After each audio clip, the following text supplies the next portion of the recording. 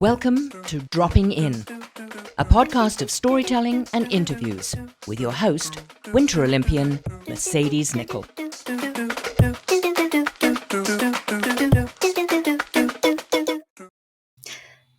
Thank you so much for dropping in today. This is series 12, where I have had many guests, and this is episode 108. Now, this is the series where I go behind the scenes to find out how Team Canada becomes Team Canada, how athletes get there. Paris 2024 is just right around the corner, happening July 26th to August 11th for the Olympic Games, and August 28th to September 6th for the Para Games.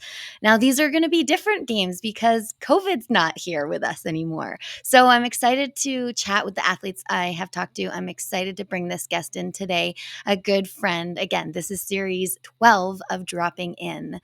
Let me introduce the guest that we will be dropping in with today. And today is Friday, May 31st, when we are recording in 2024.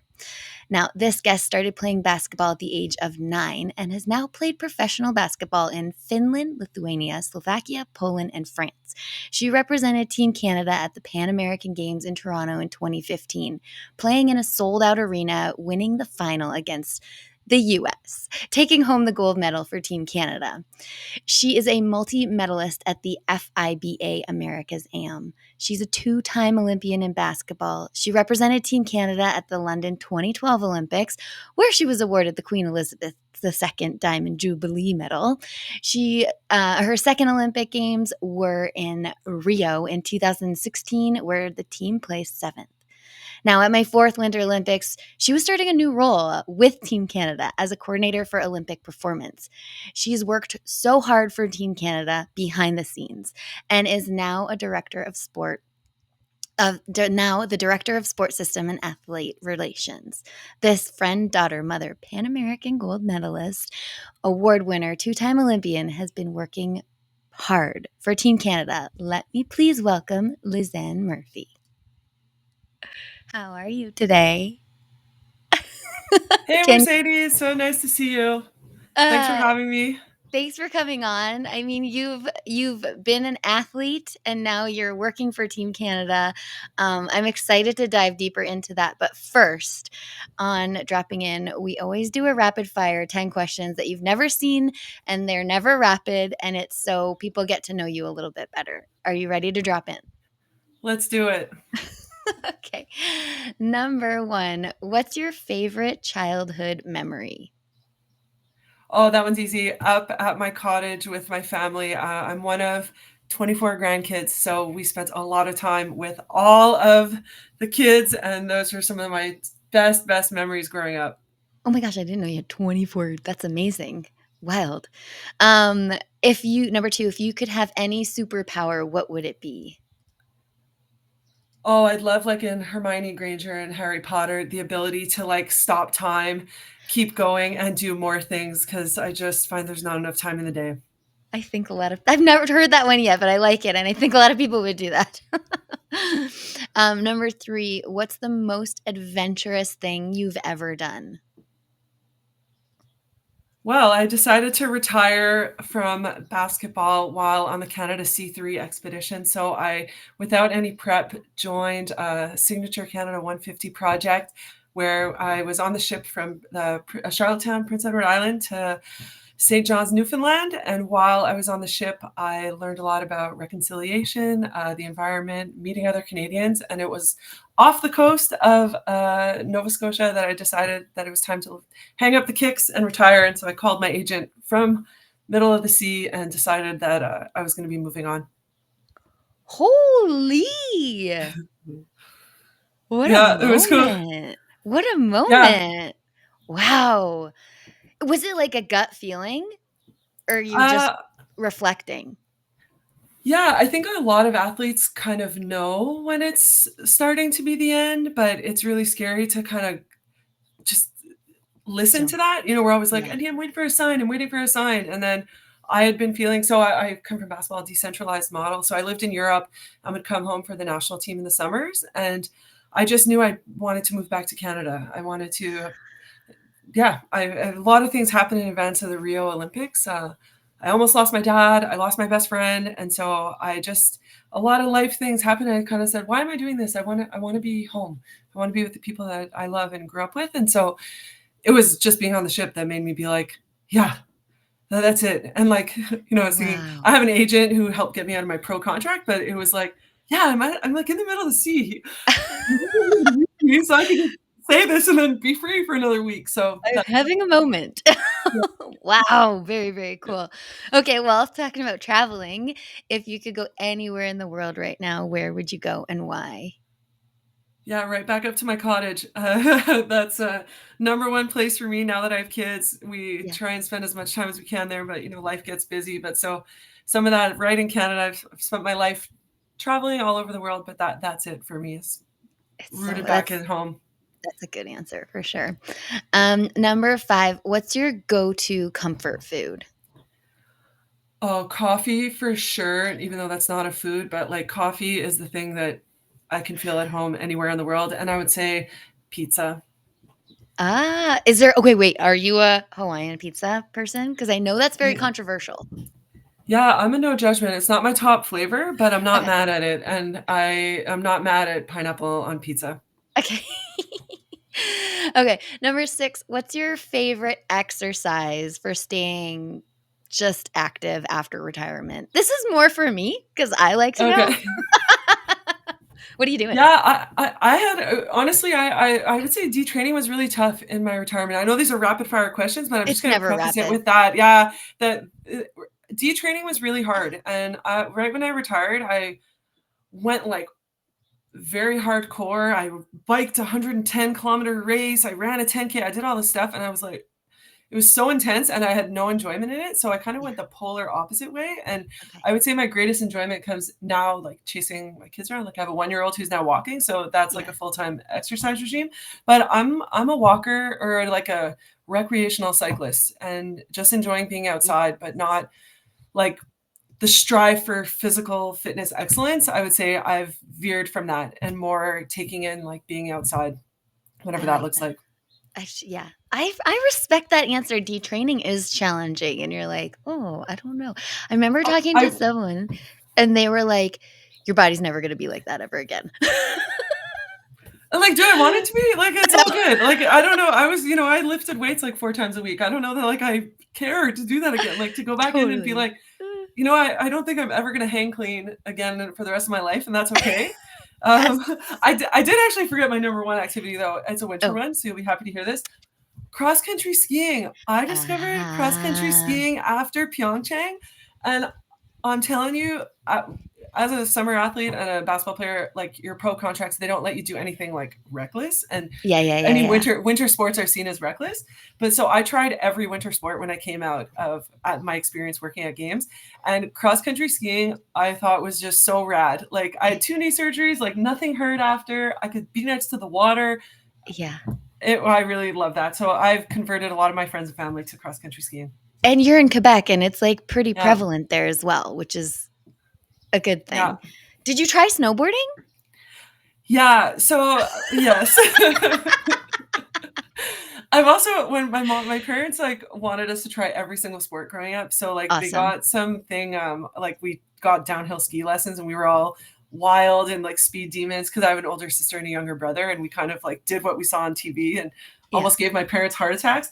But I tore both ACLs in my basketball career. So like the need for speed or going downhill, like I just don't get the same joy out of it because I do know what rehab would look like if I ever were to get hurt again. But you know what? I've got kids who love speed, so I think we're going to be back there. But I did like snowboarding. I found it the fall easier and like that you can just go down on your butt and it's like really nice. So I did try, but I'm nowhere near the level of what we see with Team Canada. So I feel Not many people are. yeah, I'm like more the après ski, après snowboard crew. That would be my forte. That's where I'm at now too, so it's perfect. Nice. I would recommend your kids learning to ski before snowboarding. That's just my personal preference. Okay. Because learning Hey, how to ski is a bit more challenging.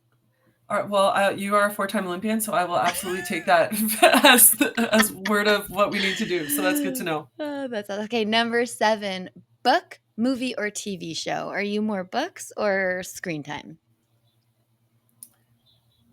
Yeah, I'm actually none of the above right now, I would say. Yeah, like I spend a There's no lot of time time. on screen. Yeah, there isn't a lot of time. I mean, I guess I watch like what our kids are watching. Yeah. So that's not anything I'd recommend on here. More music, I would say, is more my thing. We're big like in Ah. Spotify in our house and listen to a lot of music. So I would say that's the big one. And sleep is tough for anyone who's got young kids. So Mhm. reading puts me to sleep right away, but I do love reading, but just not there right now in my life, but we'll hopefully get back. What kind of music are you into? This is kind of a personal question. Yeah, no, it's an awesome one. I would say my music taste has really broadened, especially we have a 12-year-old at home, we have an 8-year-old and a 1-year-old. So Yeah. it's Taylor Swift is high on the rotation, which I would say has not been, but we know all the words to every song. But it's really cool. I'm a huge Drake fan. I would say if I had to choose one genre, it would probably be like more on the rap and reggae style. That was a lot of what I listened to in pregame stuff with basketball, but Yeah. really expanded. My partner's from Quebec and francophone, and he listens to a lot of French singers and like some country and stuff. So and rock, like he's like a rock and roll guy. So I would Okay. say I listen to a lot of that. And but Taylor Swift is definitely dominating the airwaves. And for whatever reason, kids in high school right now in elementary, they are heavy into like the top 10 pop songs of like the year 2000. Yeah. So we're like having a moment because I know all these songs and it's like what So we grew up awesome. on and that's what kids are listening to. So I would say it's nostalgia from late 90s, 2000s. That's heavy on rotation in our house. That's awesome. I do love Spotify because it's just like sometimes you can just be on like a different beat and then they just choose for you and you're like, okay, I'm going on this journey right now. 100%. Unfortunately, we have two like very determined girls in the house and they make playlists and they determine what we listen to. Copy So that. there Copy are that. some songs that I think the Taylor Swift album we've heard at least like 900 million times. Oh But no. the going, yeah, I look forward to the days where they're like, yeah, shuffle and trusting in the system. That'll be great. That's awesome. Okay. Number 8. Who's been the biggest influence in your career? Yeah, I'll have to say two people Mhm. because I look at life as like my sport life and then going beyond and in the professional world. Yeah. My biggest influence in sport, I would say, would be Alison McNeil. She was, and I've had some excellent coaches. So that's not to discount any of the other ones I've had, but she was my first national team coach. Yeah. And my journey to the national team was totally atypical. I made it from an open tryout, like yeah, like it's just not the journey that people would get to be on the Olympic team. So and she just opened my eyes to a whole new world of what's possible and really working harder than you think is possible and looking at competition. Because in a team sport, yes, you're a team, but you are in direct competition with your teammates every day for playing time, to make rosters, to do everything. And she really fostered this like intense competition that's like rooted in love. And if you really care about the success of your teammate and still want to beat them every day, Yeah. that's like the epitome of success. And so I've been that it's just a whole different way to look at life, at competition and whatnot. So I really thank her for that because I have like a fiery competition side to me, but I've been able to like soften that with like love and care for teammates. And so Yeah. that is a great gift that I've received. And from a professional standpoint, I have to say Mark McGregor. She was my second boss when I worked at the COC, and Yeah. just like she's had an incredible career in impactful work in sport, and whether it be from a gender equity standpoint or making things possible for different groups and bringing a lens of empathy to the work that you do, because realizing there's organized like just sport is such a tricky place. It's so nuanced. Organizations, you just never know what people are going through, and Mhm. her approach has really taught me a lot of how I am. And I think it's a huge part. She set the stage for me to be able to advance as quickly as I have in my career. And that's not lost on me. You know, a lot of the leaders in the world, like when they send the elevator back down and almost try and propel people's careers. And I'm definitely a recipient of that. And I would say her guidance and kind of, yeah, has really impacted me on such a professional and personal level. Amazing. Okay. I'm going to go with number 9. Are you a mentor to anyone? I've participated in a lot of mentorship programs. So, Yeah. and I coach and I do stuff. So I don't know if anyone would like, so I've served in like those official roles. I don't know if Yeah. anyone would say that. I hope that I am definitely helping people in whatever role whatever their aspirations are, whether it be sport on the court of basketball or in life. I mean, I hope that I'm serving in that way to my family, but I don't know that if anyone says that, but I hope at least I'm helping others along the way. Well, I'm gonna say it because you jumped into the COC session and there was a bunch of athlete representatives there, and your guidance on that last day of knowing the ins and outs of how everything works in the sports system and bringing that to the athletes in the terms that they can understand. I'm pretty sure you were a mentor to that whole room. Oh, well, okay, good. I'm glad. Thank you for that vote of confidence. That's really awesome to hear. And it's more, I mean, I think we're going to talk about that a bit more, but it's like, Yeah. yeah, if I want to see more of us staying in sport and doing it. Like sport can be magical. Sport can also be traumatic in a lot of ways. And it's like, how are we bringing like that wealth of expertise to make Canada better? And so that really means a lot to hear that. I'm very, very touched. So thanks for that. Well, it's just the truth. Number 10, we're almost done the rapid fire that are never rapid. Everyone knows that. Looking back on your Olympic experiences, because you've had more than one in different ways, what's one lesson you've learned that you will carry with you throughout? It's hard to dwindle down to one lesson.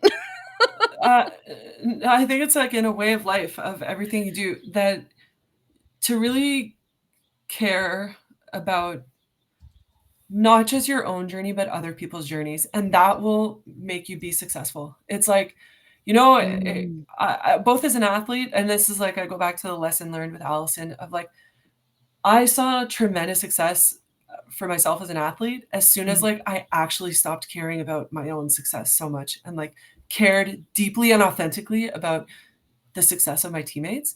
yeah. And I carry that over to like when I have worked and served on Team Canada roles in support of all the folks who are on Team Canada, whether it be athlete or mission team members or team or like sport personnel at national sport organizations.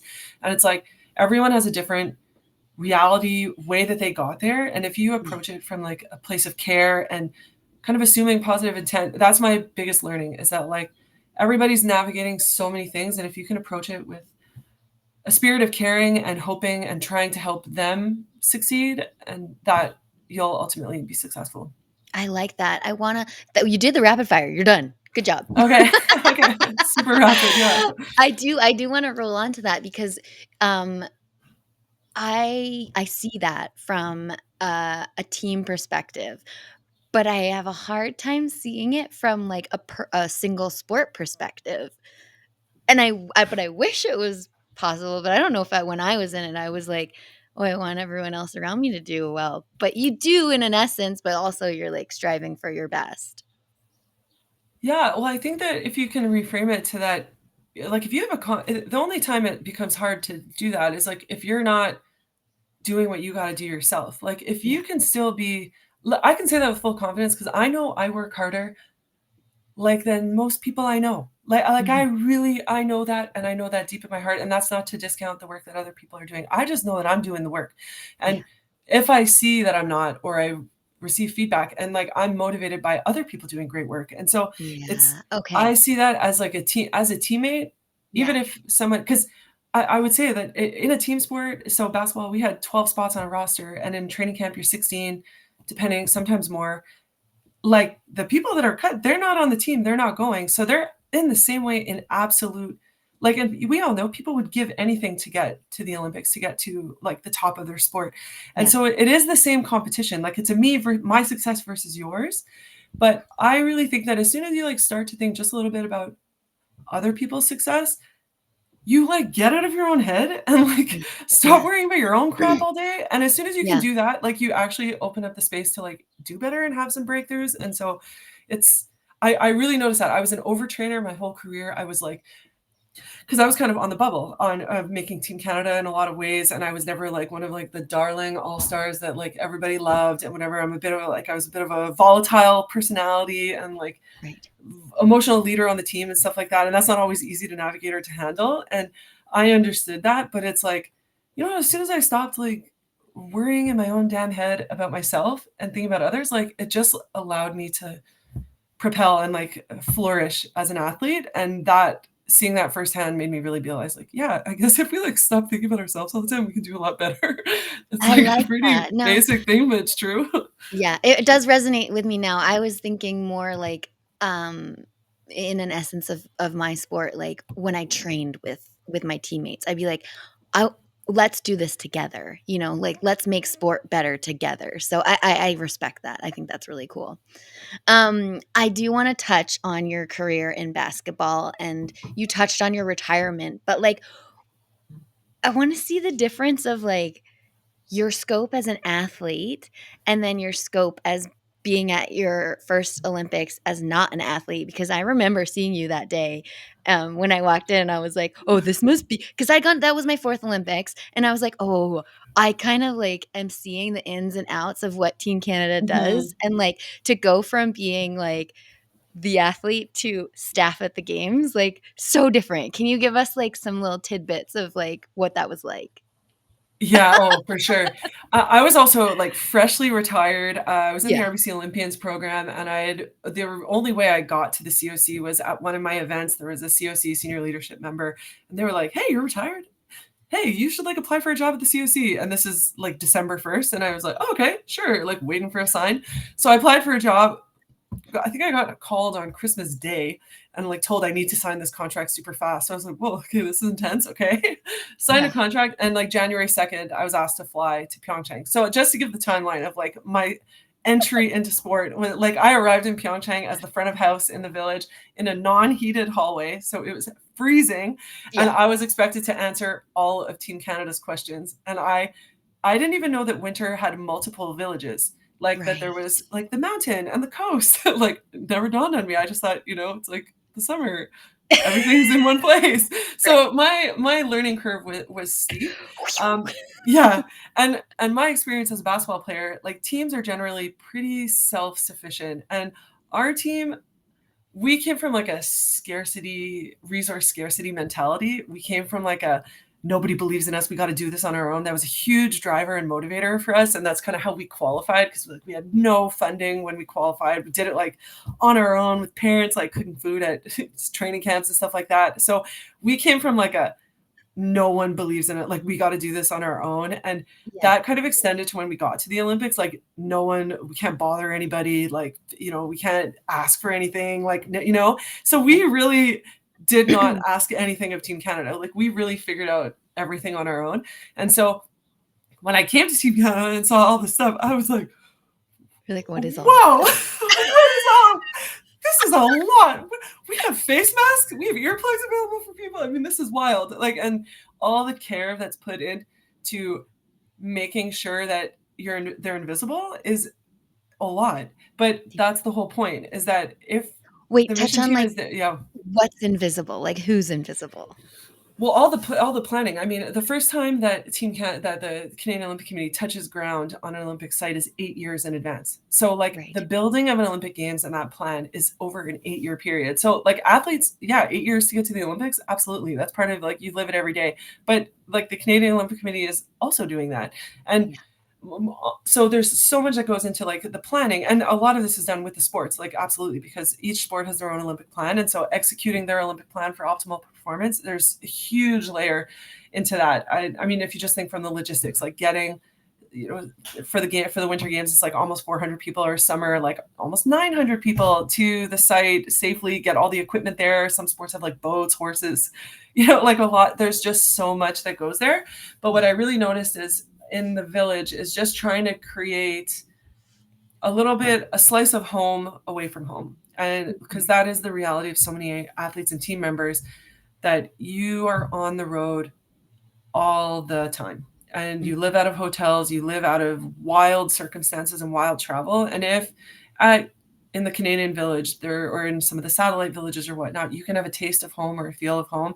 Like those comforts really make a difference. And so I think that happens like through the athlete lounges, through the staff lounges, through some of the gifting that comes in, or some of like the outreaches that happen, or yeah, like a lot of those things. And so that was a big surprise to me of like, whoa, this is like people's full-time jobs every day to do this. Like, so when they say like, when they feel ownership in the games, for a little bit, I kind of was off put. Like, what do you mean? Those are your Olympics? Excuse me, those are my Olympics.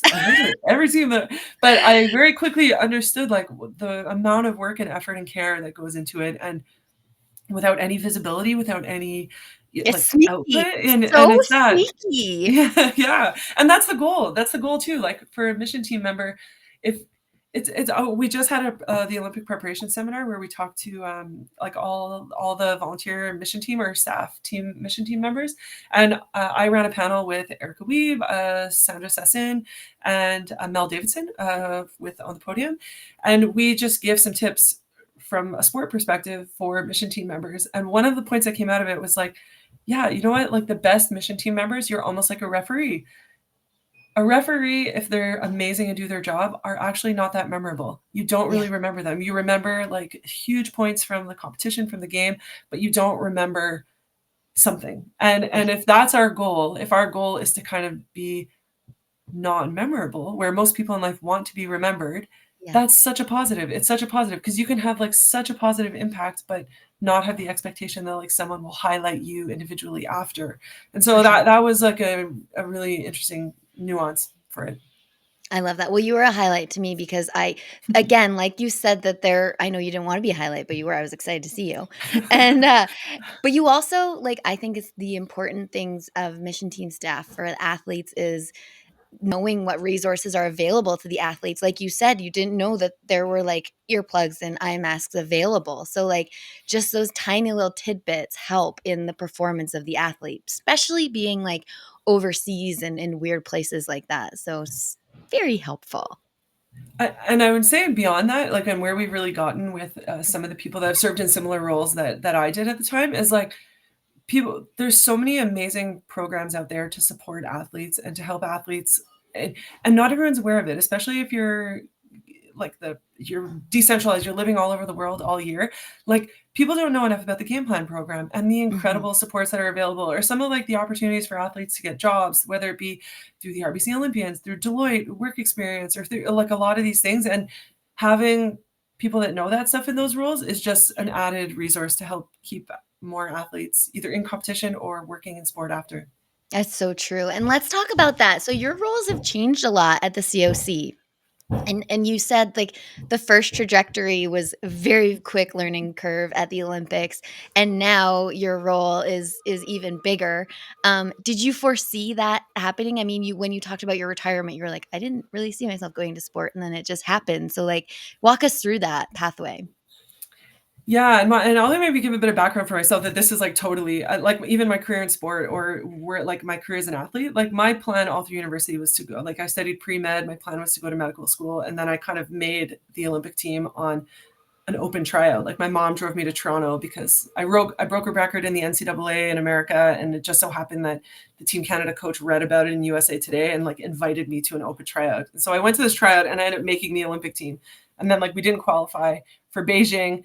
And then I was like, hey, oh my God, I almost was an Olympian. I didn't even know that was possible. Like I'd never played a junior Team Canada in my life. Like I literally went 0 to hero from nothing to the Olympic team. And so that was that. And then when I look at working in sport, when I came home and I decided to retire on that ship, I was like, oh, maybe I need to like go back and follow academia, because, like I was smart way back when, but sport really matters to me. And like, like helping Canadians, whether it be through different programs or volunteering that I've done, that like became more important to me. And so when the stuff with working at the COC came up, because, like I was just approached and told to apply for something, that took me on a new path. And then when I got there, I'm a very ambitious person, and I have to say, like, I'm a tireless worker. And I very quickly was like, my lens just opened, because I was like, oh, I retired from Canada basketball. Man, oh man, I want to like work and make Canada basketball like better, even though it's a great organization. But when you're an athlete, you have like a bit of a skewed perspective. And then in working at the COC, I was like, wait a second, I don't want to just like work in Canada basketball. I want to run Canada basketball. And then I was like, wait a second, not just Canada basketball. I want to run. I want to be the director general of Sport Canada. Like the aperture just kept broadening. And so it's like I've gone after different opportunities, or every time professional development opportunities came my way, or like opportunities to lead projects, I took them on, even though I might not have had the experience. And that's where having like a champion in Mark McGregor or some of the senior leadership at the COC like really did pave the way, that I was promoted 5 times in 4 years to go from coordinator to director. Yeah. So it's like, you earned it though. yeah. And I like hope that can serve as like an example for other people. Like, man, we have some really smart athletes, and like, your ability to impact sport or Canadians doesn't just have to be on your field of play. Like, we can do our careers as athletes, like, and we're still pretty young when we retire. And then it's like, you have so much more and so much to offer, but people don't necessarily see a career in sport as that. And I like really hope that I can get more Olympians so we can like take over, man. That's the goal. Let's do it. Let's take over. I love it. Yeah. There's a lot of different stepping stones to get to different places for athletes. And like you said, there's so many different avenues and so many different resources out there. And hopefully everyone can learn about that all across Canada, because it is so important. Are you going to Paris? I sure am. I'm now that I've shifted in roles, so I won't be in the same one. I've passed on the torch. So I did that role, kind of front of house, athlete mentor, athlete services officer, just kind of changed titles a few times. I like to call it the vibe check of the village that I proudly did for 4 games. But I moved on now, and I'm supporting NSO leadership at games. So that would be like the CEOs and presidents who are there. And it's an extension of the work I do in the everyday, but supporting them, getting around. They've got different aspirations at games. There's an importance of like international influence and stuff. So supporting them in supporting their sports. So I won't be spending probably any time in the village, but I will be at the Canada Olympic House. Okay. And like when you say NSO, just so people that don't know, National Sport Organization, how many of them will be at the games with you? How many sports are in the summer? I could pull up the exact number. I don't. It's over 40, and how many will be there? Busy. You're going to be a busy woman. And people are still qualifying, so it's happening every day. So there's a lot on the go. So that number, you can follow it on Olympic.ca. There's a live tracker of who's qualified, so that you can know, because there's qualifications are happening every weekend. The World Cup, at domestic, national championships. So that's So there's a lot. It's so exciting. Now, we've had some names you might know on this series so far. We had Jacqueline Simoneau, Evan Dunphy. We had Melissa. Will you be able to see the beach volleyball? Because Melissa and I were talking about beach volleyball in the venue. That just seems outrageous. Yeah, well, you know what, the plan for Paris is really going to be incredible, and especially it's like the world coming back to people in the stands, like events like the celebration of the Olympic movement, and fans from all over the world coming to one place. So I don't actually know if I'll be at any events. I think I'll maybe get to 1 or 2, but I am there like working, so I will get to see a lot and be very fortunate to be based out of the Canada Olympic House. So I will be seeing a lot of the sports celebrations. We'll absolutely be following on the big screen. And if it works out to get to a few events, I will be very excited about that. But otherwise, I will be following the live feed every day. Yeah, for sure. That's awesome. Anything else you want to share with our listeners about Olympics and athletes and anything like that?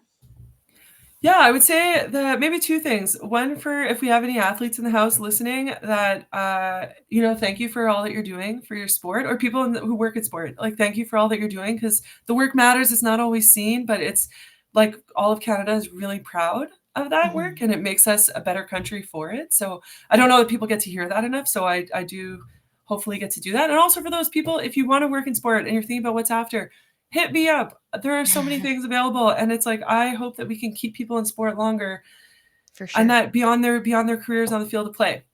For the folks who are fans of Team Canada, thank you. I have to say, I had some really hard things happen in my life. I had some really hard injuries, some loss around games, and the messages and the love that you receive, and I get a bit emotional talking about it, but the messages I received at those times, like I tore my ACL 6 months before the Olympics. So like there was, everyone had written me off, and the messages I received from complete strangers, or, when my friend passed, like the messages of support from complete strangers, I have to say, fueled me and got me through. And so, whereas Yes. you think it'd be like your family members and your loved ones, and that's always there, but I have to say, the kindness of people I didn't even know, but people who support Team Canada really matters. And though, so all the reach outs that you do, all the support, all the good vibes that you send from across the world through the TVs, like it matters and Mhm. it fuels Team Canada. And so, and it just makes us a better country for it. So thank you to those folks too.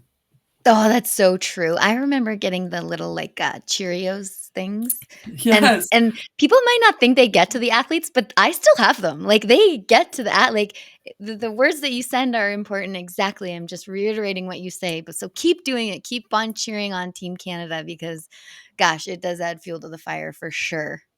I can confirm there are staff at the Canadian Olympic Committee that make sure every letter that comes there, every Cheerios gets to an athlete. It may not happen during the games, but they get mailed. So if you send those, know that they are received and It's well so received. cool. It's so cool. Lizanne, thank you so much for dropping in today. I think this is like huge insight for people that even athletes that didn't know what happens behind the scenes at the games. And it gives them an opportunity for understanding that transition from athlete to, I like to call it real world. Yeah, I'm like, the athlete life is real world, man. It's tough. It is cutthroat out there. But yeah, no, I totally know what you mean. Like, and getting a real job A where it's real like, job. yeah. Where can people follow you online if you would like them to? Yeah, I would say since having kids, my social media presence is not what it used to be. However, I am on Instagram. That's pretty much the one I do. And you won't be spammed with kid content. I just like to follow all the careers of everybody. But I'm Lizanne12 on social media. Awesome. Well, I can't wait to see you cycling, cross country skiing. I wish you all the best with all the NSOs in Paris, and I hope that it's not too swelteringly hot for you there. Um, and thank you again so much for dropping in today. Yeah, thanks for the invite. I love it. And it's always a joy when I get to see you in real life or virtually. So big Me virtual hugs too. over your way. Totally. Okay. Have a good day. Super. See ya. Today. You can find everything you want to know about Dropping In with Mercedes at droppinginwithmercedes.com. Don't forget to subscribe on Apple, Spotify, and YouTube. Thanks DJ Kenosis for the music and my mom for the intro voice.